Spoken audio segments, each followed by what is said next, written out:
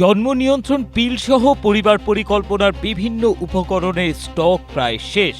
১.৫ বছর ধরে এই সব উপকরণগুলোর সংকট তীব্র হয়েছে, যা অস্বাভাবিক ও উদ্বেগজনক। শুধু জন্ম নিয়ন্ত্রণ নয়, মাতৃস্বাস্থ্যের জন্য জরুরি উপকরণ misoprostol, oxytocin, iron, folic acid, magnesium sulphate এইসবও প্রায় সব উপজেলায় মজুদ শূন্য।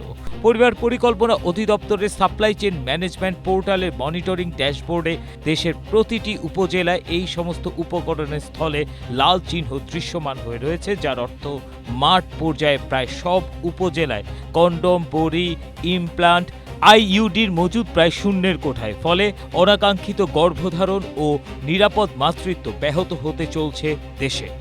স্ট্রবেরি সুপার ডটেড ও ক্লাসিক ভ্যারিয়েন্টে সেন্সেশন জাগুক শিহরণ। দৈনিক কালের কণ্ঠের এক প্রতিবেদন থেকে জানা যায়, সাবেক অন্তর্বর্তী সরকার ২০২৫ সালে হঠাৎ অপারেশন প্ল্যান বন্ধ করে দেয়।